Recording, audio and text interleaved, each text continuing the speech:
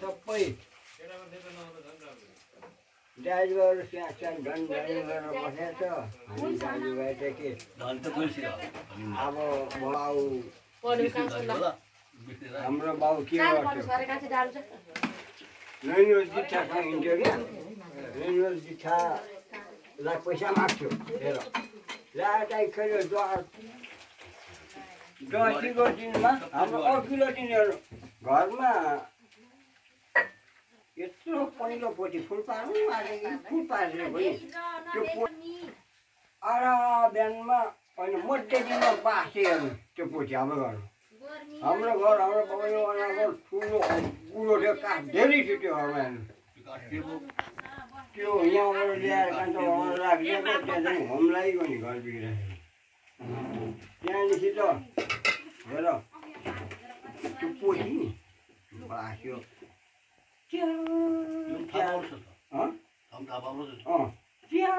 त्यहाँबाट बाँस्यो चाहिँ कसले भने आमालाई त्यो पोथीको मुन्टो चुङ्गेर झुरी कटाइदियो भने पहिलो त्यो पोथी टक्कै मुन्टो चुङ्गेर आमाले झुरी कटाइदियो उता झुरी कटाइदियो त्यहाँदेखि हाम्रो बाउ खुब जमानी बसेर भुइँसीको हाम्रो कान्छा बाजे सक्छौँ पाएको भुइँसी मल गरेछ 12-13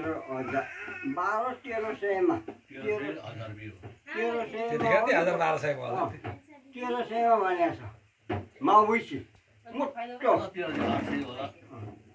त्यहाँदेखि 1200 भनेको छ मैले थाहा पाउँछु घरमा बोल है हाम्रो बजुलाई भनेको छ मकाइली भन्छु बजुलाई ए मकाइली म खेतमा जान्छु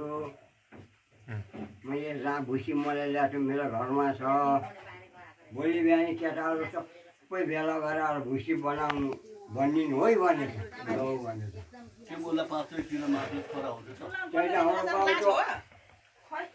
अब खेत पनि हाम्रो गाउँ गएर छ हुन्छ हामीलाई थाहा छ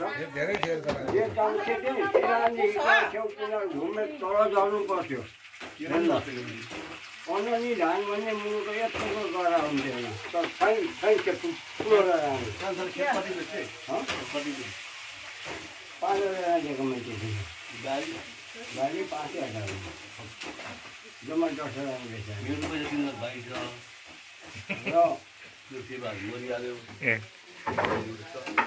बाउलाई भुइँसी जमाएर ल्याएर काट्नु म खेतमा पानी घुमेर आउनु छोरी भनेर बाबु म त